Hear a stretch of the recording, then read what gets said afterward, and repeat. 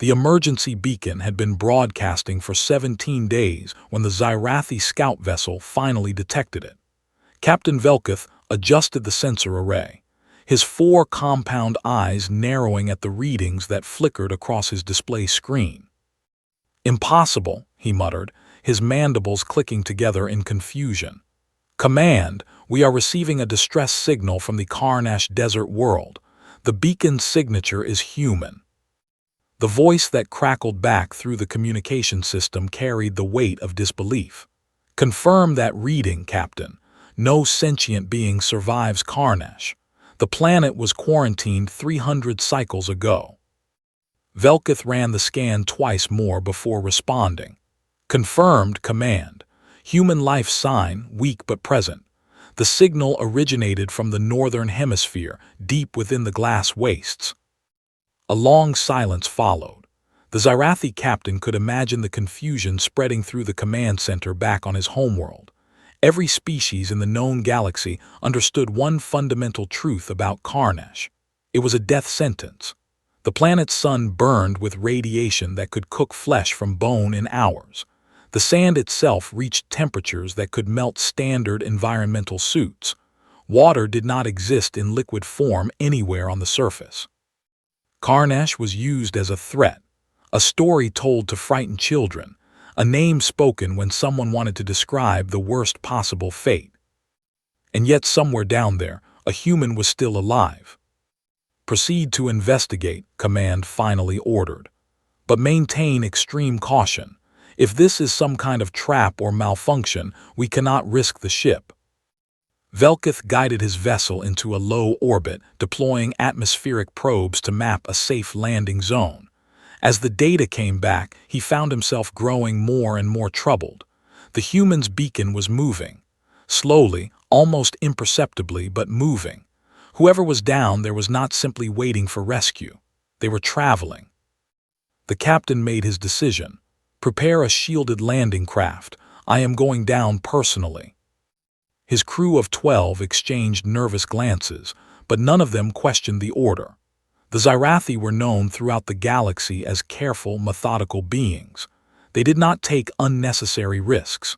They planned every action with precision.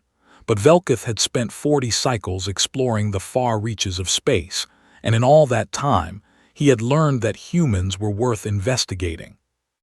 They were strange creatures, soft and fragile compared to most species, yet they had somehow spread across a dozen star systems in less than 2 centuries. There was something about them that defied easy explanation. The landing craft touched down 3 kilometers from the beacon's last recorded position. Velketh stepped out into the burning landscape, his environmental suit's cooling systems immediately switching to maximum output.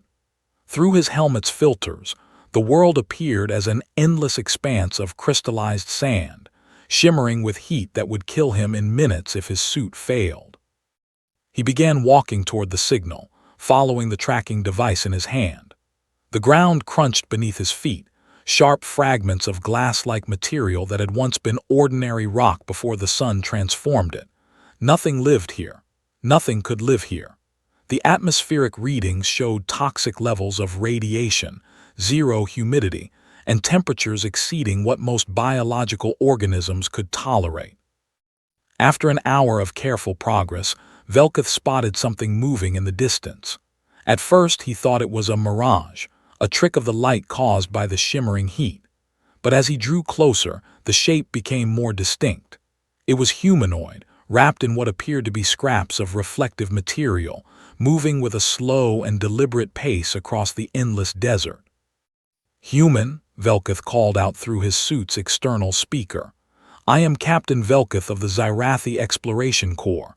I have detected your distress beacon. I am here to rescue you." The figure stopped. Slowly, painfully, it turned to face him. Velketh felt his respiratory slits tighten in shock at what he saw. The human was female, or at least appeared to be based on the limited knowledge he had of their species. Her skin was burned dark by radiation, cracked and peeling in places, covered in improvised bandages made from torn fabric. Her eyes were protected by makeshift goggles fashioned from what looked like pieces of broken equipment. She held a walking stick in one hand and carried a heavy pack on her back. Everything about her appearance suggested she should have died days ago, perhaps weeks ago. But she was standing, she was moving, she was alive. "Water," she croaked, her voice barely audible through the thin atmosphere. "Do you have water?" Velketh quickly accessed his suit's emergency supplies, extracting a sealed container of hydration fluid. He approached carefully, unsure if the human was stable enough to handle the container herself. When he held it out to her, she took it with trembling hands and drank deeply, some of the liquid spilling down her chin and evaporating almost instantly in the brutal heat. "How long have you been here?" Velketh asked. The woman lowered the container and wiped her mouth with the back of her hand. "Ship crashed 23 days ago, maybe 24, hard to keep track." She gestured vaguely toward the north. "I was trying to reach the old survey station, figured there might be emergency supplies." "The survey station is 200 kilometers from here," Velketh said. "You have been walking for 23 days. 23 days, 16 hours, and roughly 40 minutes, she corrected him. "I counted every step." Velketh stared at her, struggling to process what he was hearing. The glass waste stretched for thousands of kilometers in every direction. There was no shelter, no food, no water. The radiation alone should have killed her within hours of her ship's crash. Yet here she stood, battered and broken but fundamentally undefeated. "How?" he finally asked. "How did you survive?"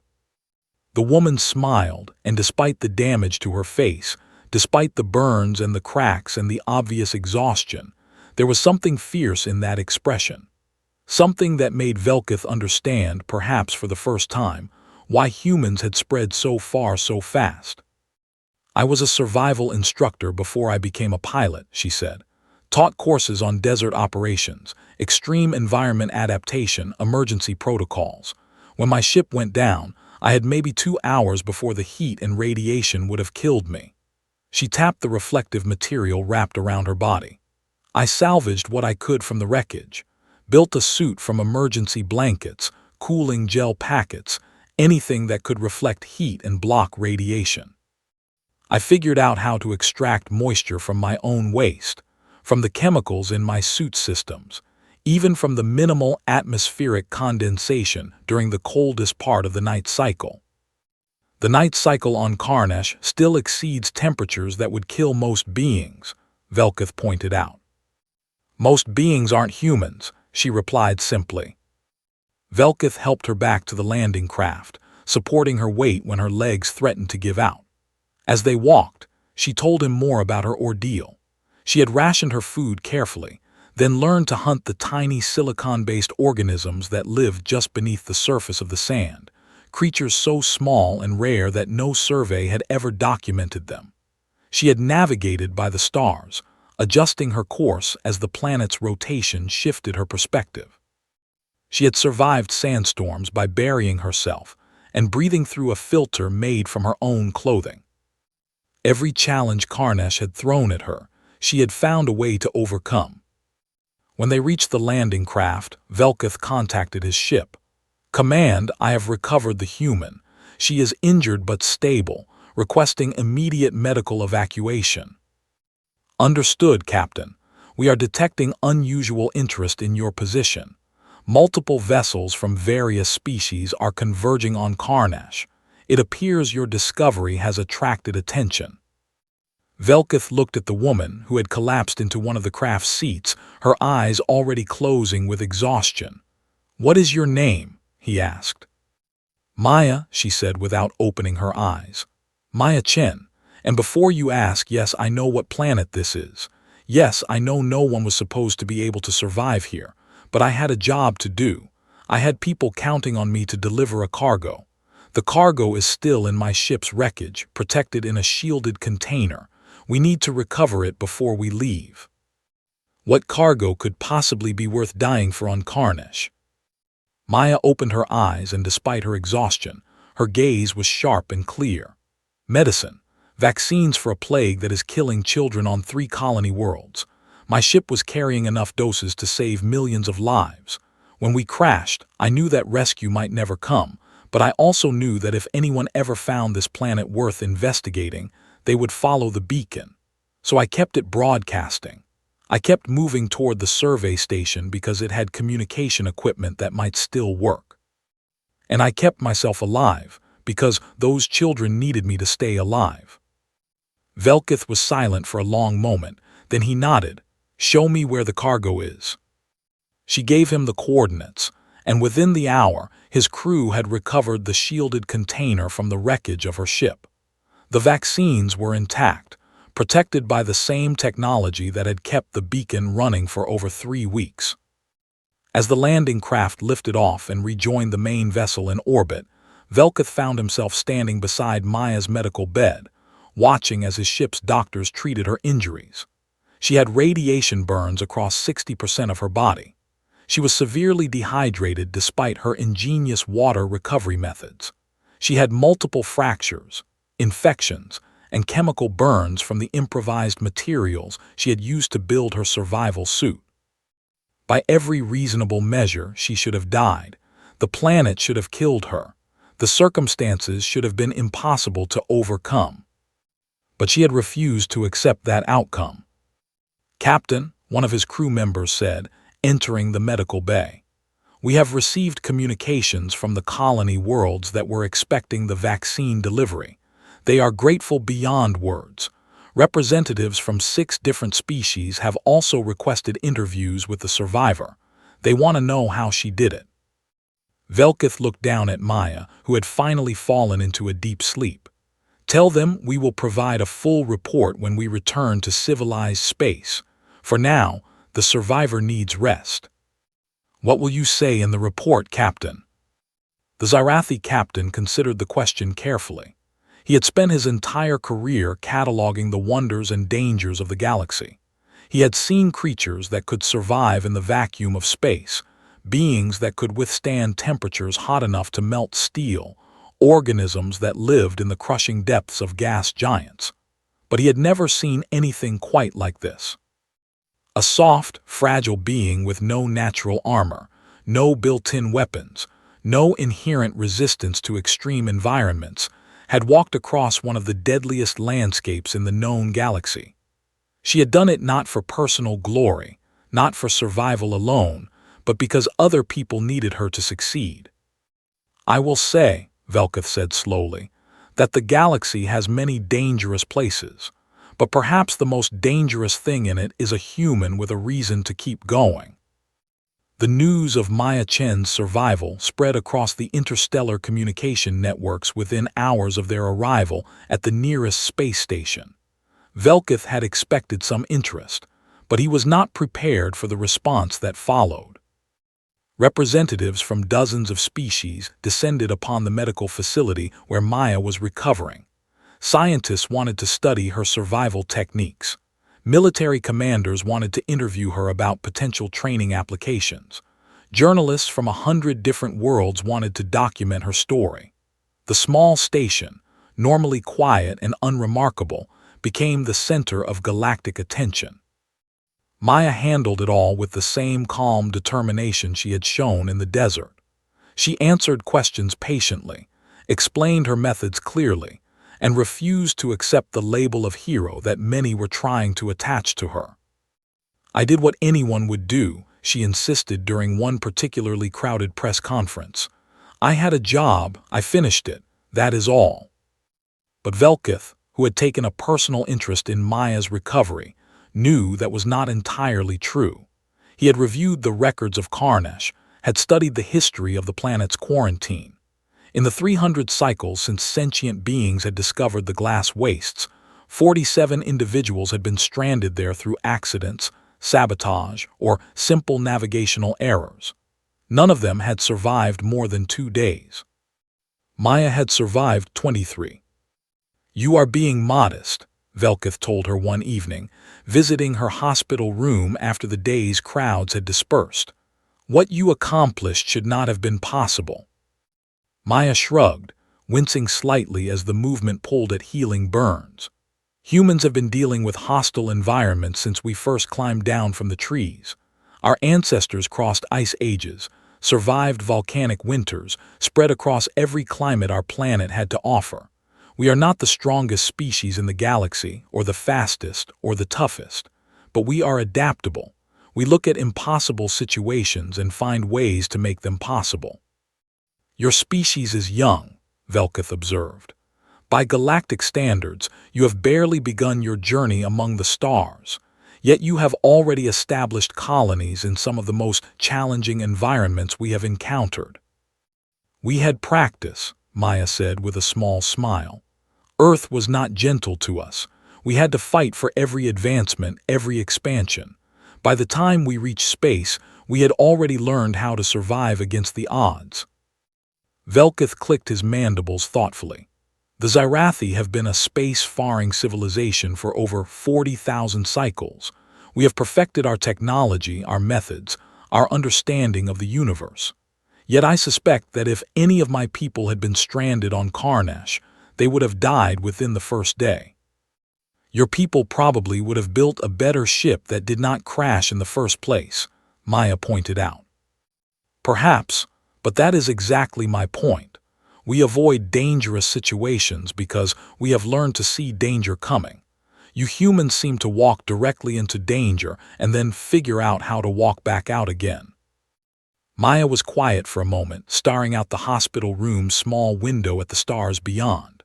When I was a girl, she said finally, my grandmother told me a story about our family. During a war a long time ago, my great-great-grandmother escaped from a terrible prison.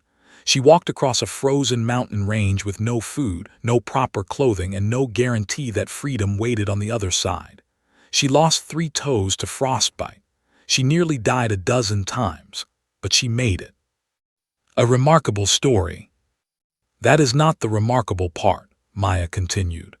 The remarkable part is that when she reached safety, she turned around and went back. She made that journey 3 more times, each time bringing other prisoners with her. She saved over 40 lives before the war ended. Velketh absorbed this information. Your survival instinct appears to be inherited. It is not about survival, Maya said. Or rather, it is not only about survival, it is about what survival means. My grandmother always said that dying is easy. Anyone can die. But living, truly living, means having something worth living for.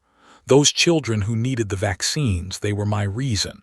I could not die on Karnash because they needed me to live. Over the following weeks, Maya's story continued to spread. What had begun as a remarkable tale of individual survival became something larger, something that seemed to capture the attention of the entire galactic community. Velketh watched with growing fascination as the narrative evolved.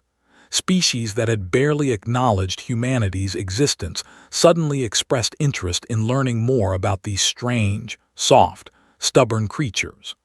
The Xyrathi Council requested detailed reports on human survival training methods. The Kelothian Confederacy asked for permission to send observers to human colony worlds. Even the reclusive Vorn, who had not communicated with outsiders in over a century, sent a message asking for information about Maya Chen's survival techniques. It was as if the galaxy was suddenly waking up to something that had been there all along, but never truly noticed. You have become famous, Velketh told Maya during one of his visits. The Council is calling you the Desert Walker. They say your story proves that humans are not to be underestimated. Maya looked uncomfortable with this assessment. I was just doing my job. Your job was to deliver vaccines. You delivered them. But you also demonstrated something that no one expected. You showed that humans can survive where others cannot, endure what others would find impossible. That knowledge changes things. Changes them how? Velketh considered how to explain. For many cycles, humans have been seen as newcomers to the galactic stage. Young, inexperienced, perhaps not worthy of serious consideration. Your species has achieved much, but there have always been those who viewed you as temporary, a flash of energy that would burn out quickly once the challenges of interstellar existence became apparent. And now they are not so sure. Velkith's compound eyes gleamed. A human walked across Karnesh, not through technology or special equipment but through will and determination and the refusal to accept death. That is not something that can be easily dismissed. Maya received her formal discharge from the medical facility 6 weeks after her rescue. Her burns had healed, though she would carry scars for the rest of her life. Her strength had returned, and the doctors declared her fit to return to active duty. But before she could leave, she received an unexpected visitor. The Galoran ambassador was ancient even by the standards of his long-lived species. He moved slowly, supported by a hovering platform that kept his massive body from crushing him under its own weight.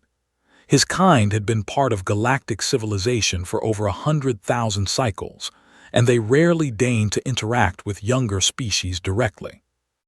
"Maya Chen," the ambassador said, his voice resonating through the translation device that converted his subsonic speech into something humans could hear.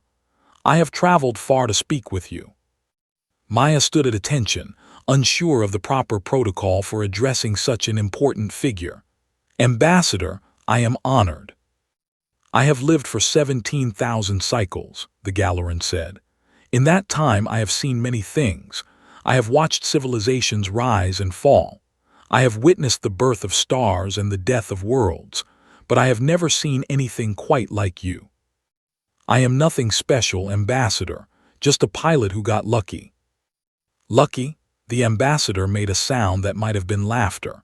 "Your ship crashed on the most hostile planet in the sector. You had no proper equipment, no support, no reasonable chance of survival. Yet you lived for 23 days and completed your mission. That is not luck.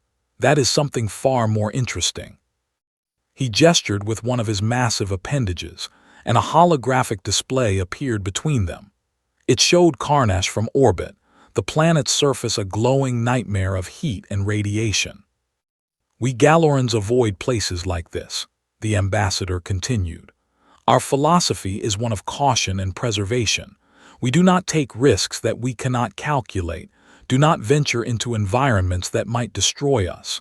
This approach has kept our species alive for longer than any other in the known galaxy."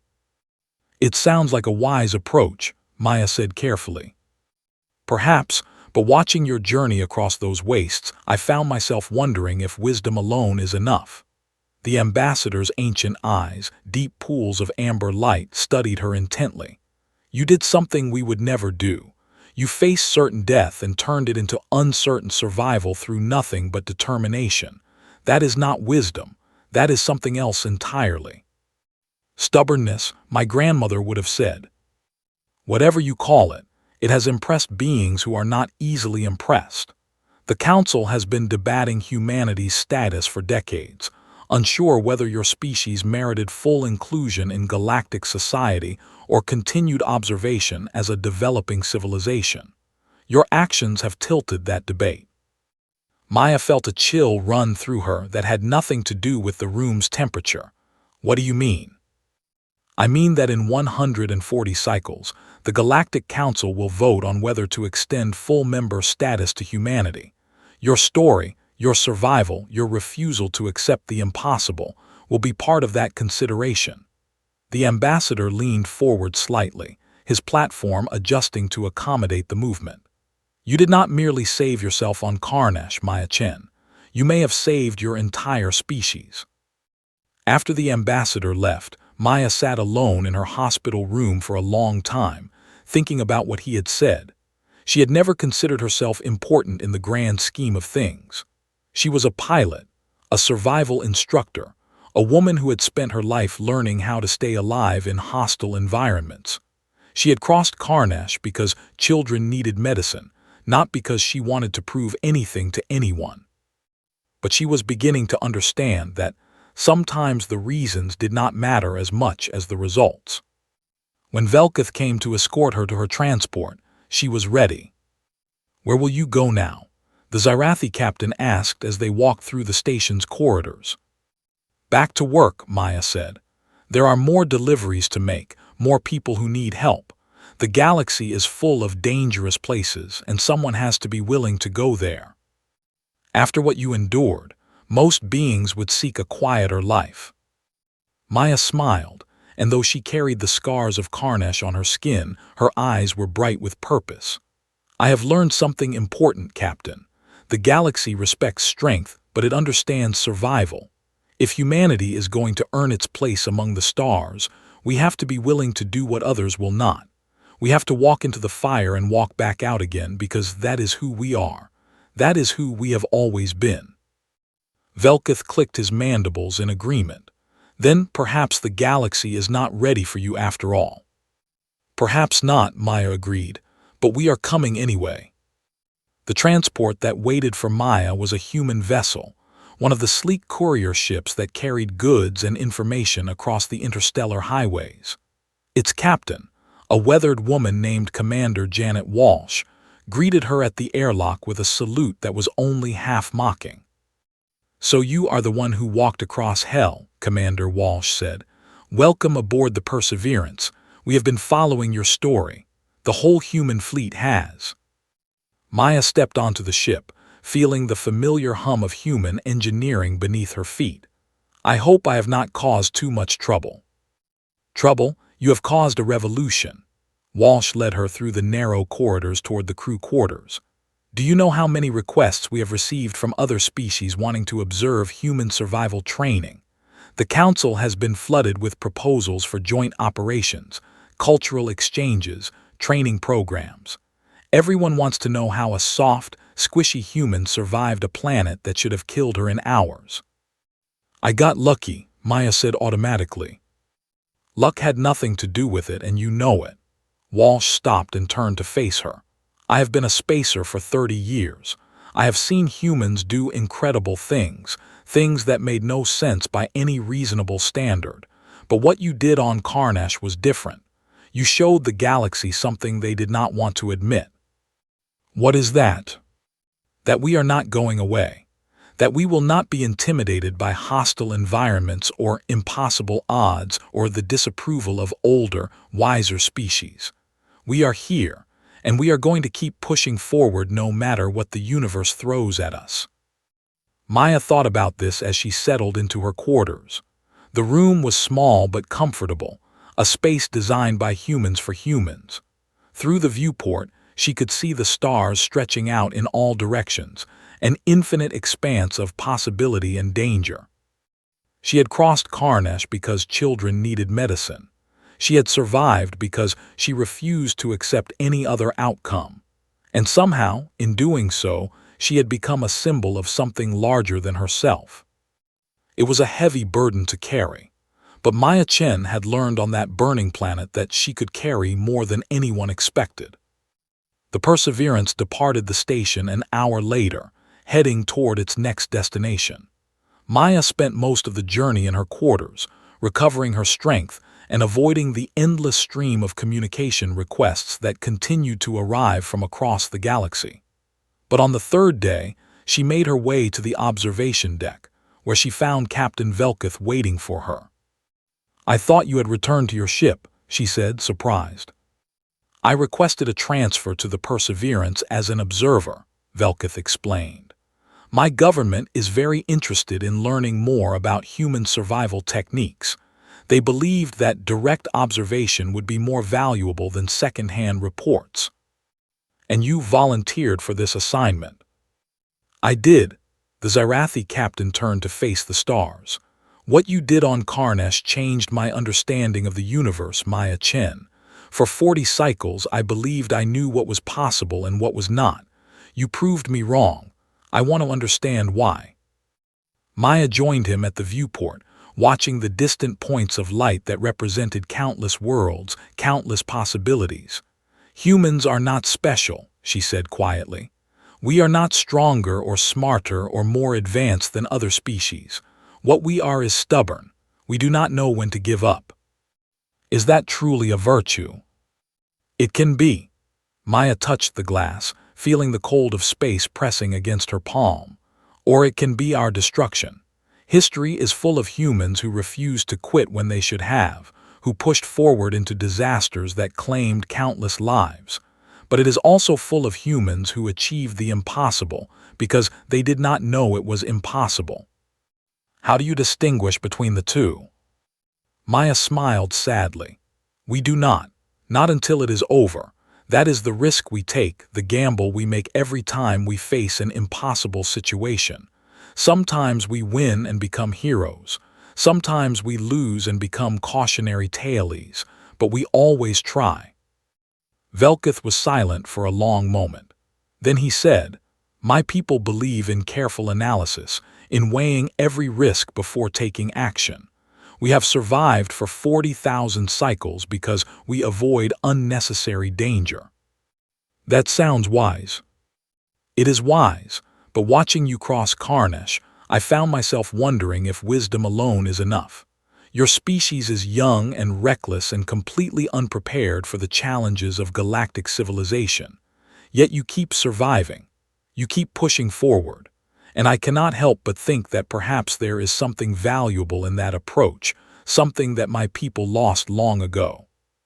Maya turned to look at him directly. What did you lose? Perhaps or faith, or simply the belief that the impossible might be possible if we only tried hard enough. Velkith's compound eyes reflected the starlight. The Zyrathi once dreamed of conquering the galaxy, of spreading our influence to every corner of existence. But over time, we learned to be cautious. We learned that every risk carried consequences, that every venture into the unknown might end in disaster. So we stopped taking risks. We stopped dreaming. And eventually, we stopped growing. You seem to have done well enough. Your species is one of the most respected in the galaxy. Respected, yes, but also stagnant. We have not expanded our territory in 10,000 cycles. We have not developed significant new technologies in 5,000. We are comfortable and safe and slowly dying of our own caution. Maya absorbed this quietly. She had never thought about what it might be like for older species, those who had already faced the challenges of galactic expansion and come out the other side. She had assumed they had achieved some kind of equilibrium, some state of contentment that younger species could only aspire to. But perhaps contentment was its own kind of trap. "I do not know what the future holds for humanity," she said finally. "We might burn out in a century, victims of our own recklessness, or we might spread across the galaxy, carrying that same stubbornness to every world we touch. But I do know one thing. We will not stop trying. We will not give up hope. And we will never, ever accept that something is truly impossible." Velkith nodded slowly. Then perhaps that is what the galaxy needs. Not another cautious species, carefully measuring every step. Perhaps what we need is a reminder that the impossible is only impossible until someone proves otherwise. The Perseverance continued on its journey, carrying its cargo of medicine and supplies to colonies across the sector. Maya returned to her duties as a pilot, taking assignments that other crews considered too dangerous or too difficult. She crossed asteroid fields and radiation storms. She navigated through pirate territories and negotiated with hostile species. And everywhere she went, she carried the lessons she had learned on Karnesh.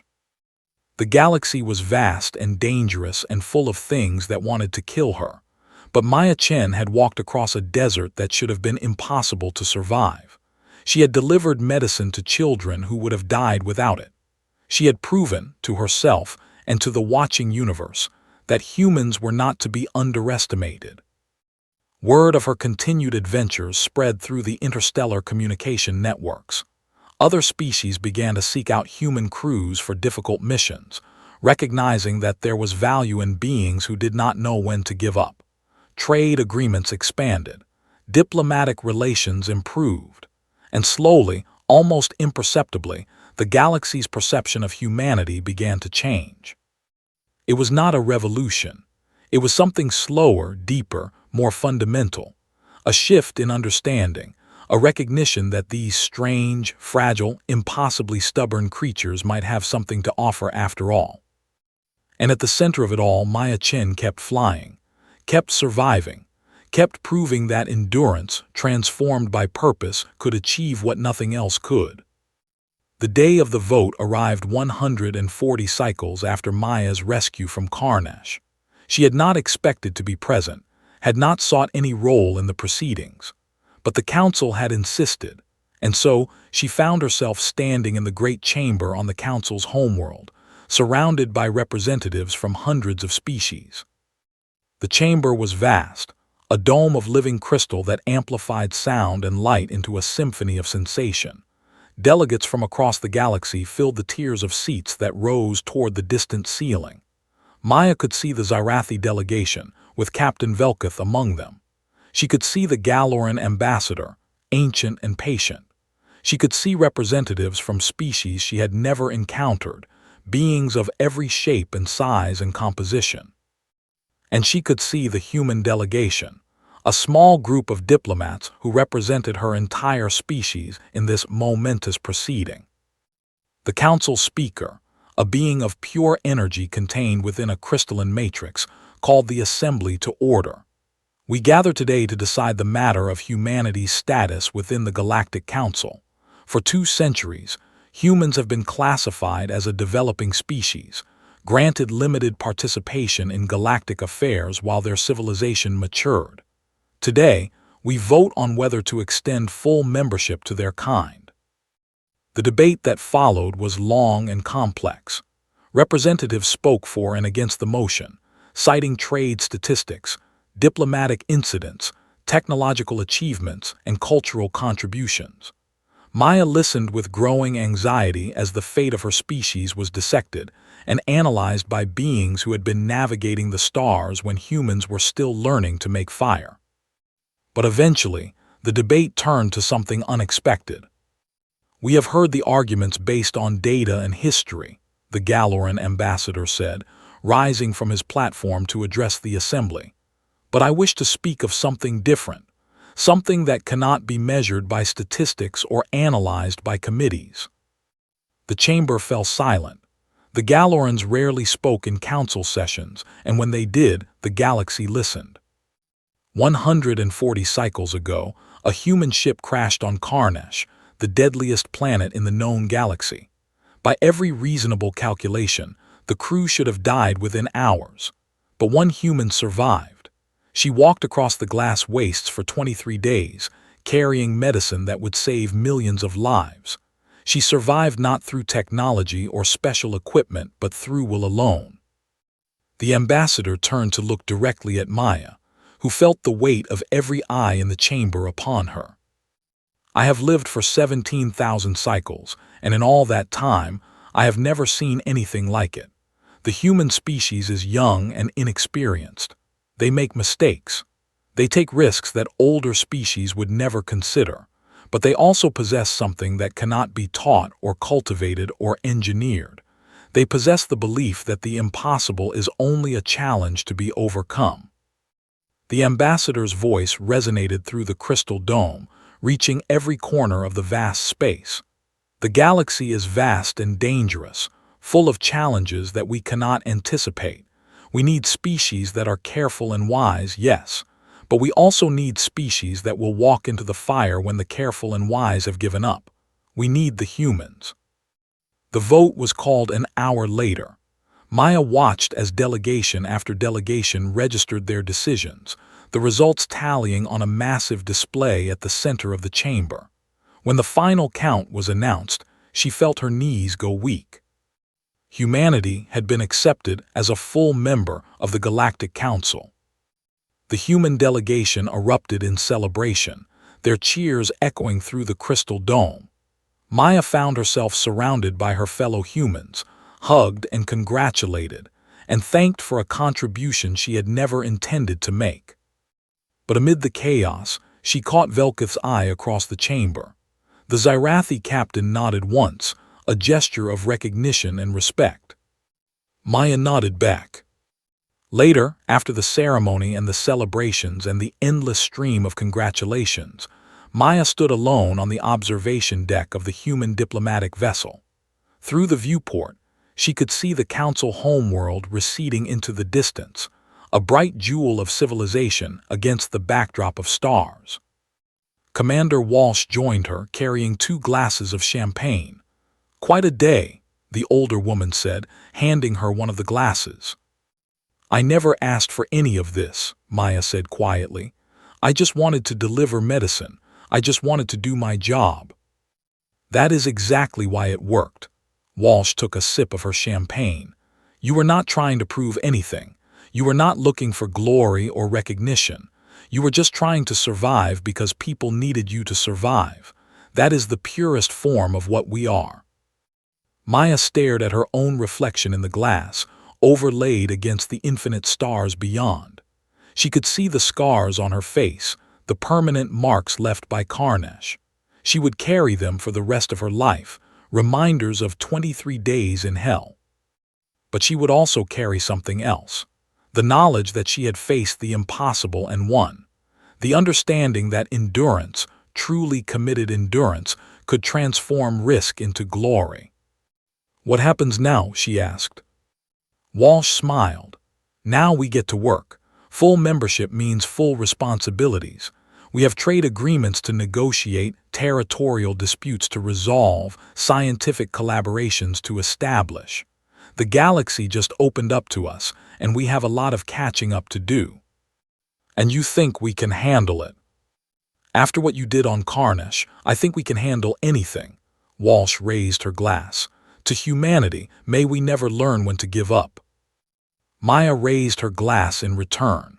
Through the viewport, the stars beckoned, an infinite expanse of possibility and danger waiting to be explored. She had walked across a desert that should have killed her. She had delivered medicine that saved millions of lives. And somehow, in doing so, she had helped secure her species' place among the stars. It was not the life she had planned, but it was the life she had earned, one step at a time, across the burning sands of the most hostile planet in the known galaxy. The Perseverance set course for its next destination, carrying Maya Chen and her crewmates toward whatever challenges waited beyond the horizon. And as the ship accelerated into the darkness between stars, Maya allowed herself to smile. The galaxy was vast and dangerous and full of things that wanted to kill her, but she was human. She would survive. She always survived. And that, in the end, was what made her species worth watching.